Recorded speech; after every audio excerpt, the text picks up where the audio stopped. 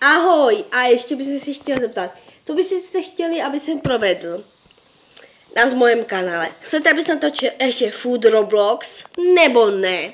A nebo chcete, aby se natočil Roblox, ale nějak to okoří, nějaké minihry, třeba Tycoon, Obíčko, nebo nějaké 3D hry, a nebo jakékoliv hry, cokoliv můžu natočit. Já mám už nějakékoliv her, letadla, auta, lodě nějaké inačí. Mám tam těch her spoustu. Kdybyste chtěli, můžu natočit jakoukoliv minihru na Robloxu. Jestli ano, tak mě dejte like. A když tak rady a ostatní kluci a sdělejte to ostatním, jestli máte i svoje kamoše, přátel třeba na fotbal nebo někde jinde. Můžete to dělat ostatním. Jo? A taky, co by se mět aspoň 10 odběratel nebo 15. Nepozději 20. Tento týden. Aspoň tento týden. Aspoň kdyby jsem to dal za březen celý. Aspoň 10 odběratel nebo 15 nebo 20.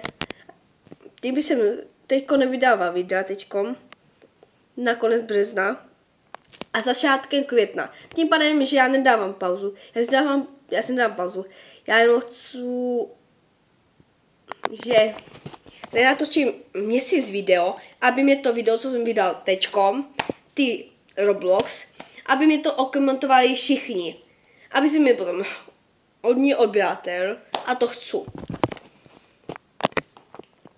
Když mi ten Roblox okomentují hodně lidí, jo, co sledují Roblox, jo, o nějakých těchto na YouTube, tak aby mi to odkomentovali všichni, i klidně děcka, i trošku starší lidi, aby to komentovali a dali mi tam like a hlavně hodně odběratel by se chtěl.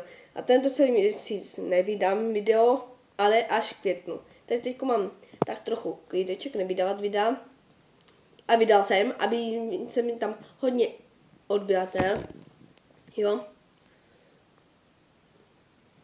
A momentálně teďkom už nevydám. Teďkom je vlastně 24. nevyjde. No vyjde ještě jedno video 24. 25. 26. 27. nevyjde. Ani 28. Ani 29. Ani 30. nevyjde video. To znamená, že budu mít měsíc pauzu, aby mi tam někteří lidi dali odběratel. Třeba místo těch 7, aspoň 10, 15 nebo 20. Aspoň trochu víc odběratel. Díky. A sledujte to videa moja a dávejte ty videa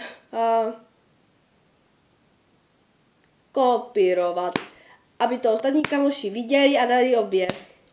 A čau!